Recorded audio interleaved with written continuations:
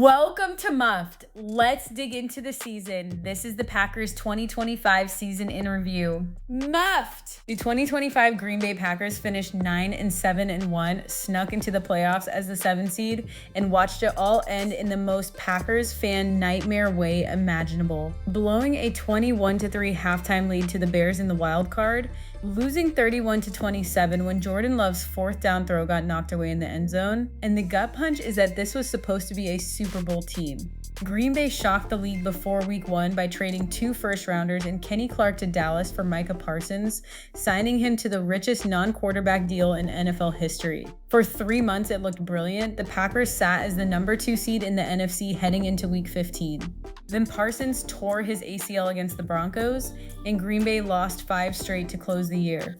A season that started with championship swagger ended with the franchise's 3rd straight one and done, and uncomfortable questions about whether this roster, this staff, and this quarterback can actually finish what they start. The top line tells you everything about the disconnect between this team's ceiling and its floor. Green Bay averaged 23 points scored and gave up 21.2, a positive margin, but not the separation you expect from a roster built to win it all. The offense lived on the passing game, plus 118.9 total expected points added through the air, and quickly, expected points added just measures how much each play improved their chances of scoring, a number that ranked in the 94th percentile league-wide.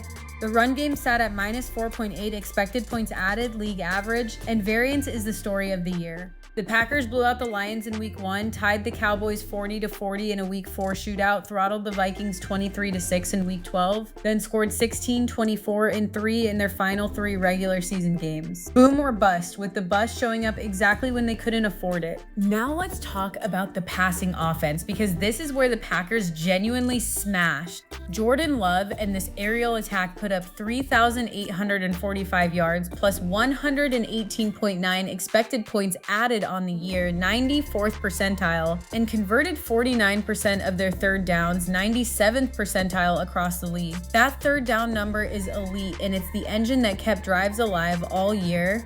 Love threw for 3,381 yards, 23 touchdowns, just 6 picks, with a completion percentage over expected of plus 3.8, meaning he completed nearly 4% more of his throws than an average quarterback would have on the same attempts. The receiving corps was a true committee, but the season-long workhorse was Romeo Doubs, 55 catches, 724 yards, 6 scores.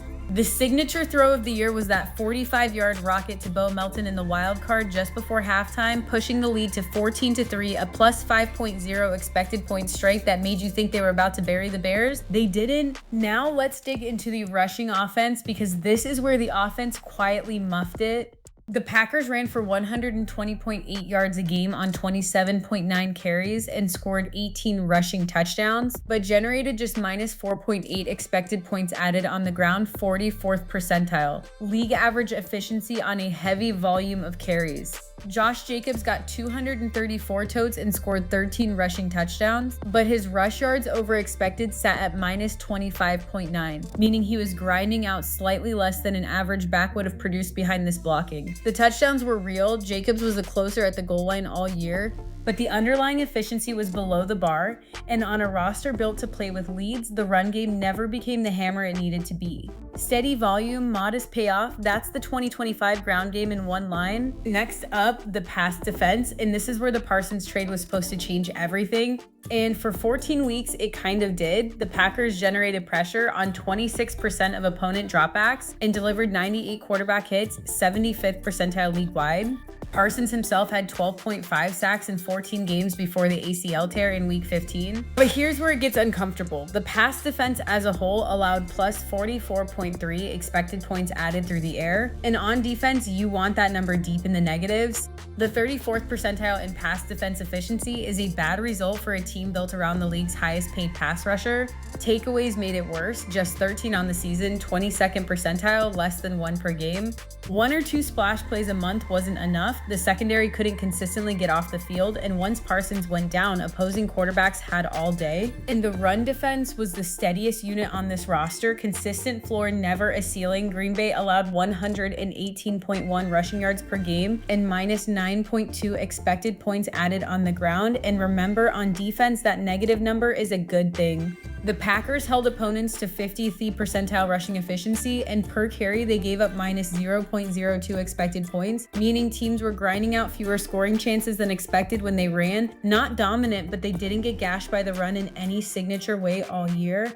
In a season where the pass defense was the soft spot and the offense was boom or bust, the run defense was the closest thing the Packers had to a steady floor, which frankly isn't what you want to be saying about a team that traded the house for Micah Parsons. Muffed! Season MVP is Jordan Love, and it's not particularly close. 3,381 passing yards, 23 touchdowns to just 6 picks, plus 110.6 expected points added through the air, and a completion percentage over expected of plus 3.8 that puts him among the most accurate quarterbacks in the league. Two things this team has to clean up. One, the takeaway rate, 13 on the season, less than 1 per game, 22nd percentile. A defense paying Micah Parsons that kind of money cannot finish in the bottom third of the league in giveaways forced. Two, the rushing offense generated minus 4.8 expected points added on 474 carries, and Josh Jacobs was minus 25.9 in rush yards over expected. On that much volume, that has to produce more. That's the Packers 2025 season. Two things before you go. One, if you want this every week when the season kicks off, subscribe to the Packers feed wherever you're listening. Two, if you want the same treatment for your fantasy roster, head to muffed.ai and we'll build you a custom weekly show. That's the wrap.